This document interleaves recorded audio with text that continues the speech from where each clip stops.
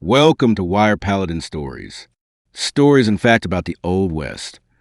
In the 1880s, wild horses, often called mustangs, were a significant presence in the American West. Here's a glimpse into their situation during that time. Population and distribution. It's estimated that over 1 million mustangs roamed freely across 17 states in the early 1900s, and their numbers were also substantial in the 1880s. They were particularly numerous on the Great Plains and in areas from California to the Mississippi River. Early maps of some regions even labeled the plains with just wild horses. Origins. These wild horses were primarily descendants of horses brought to North America by the Spanish explorers starting in the 16th century. Some escaped, were lost, or turned loose, becoming feral over time.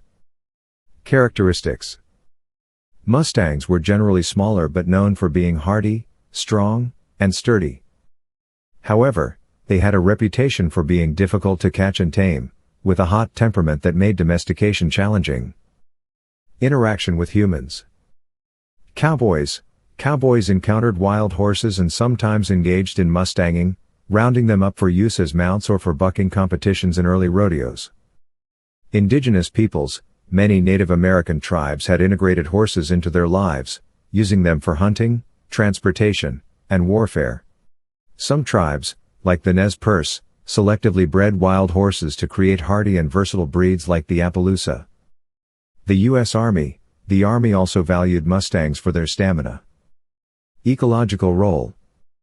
Wild horses were part of the western landscape, grazing on the open ranges. Their impact on the ecosystem was a natural part of the environment at the time. The changing times.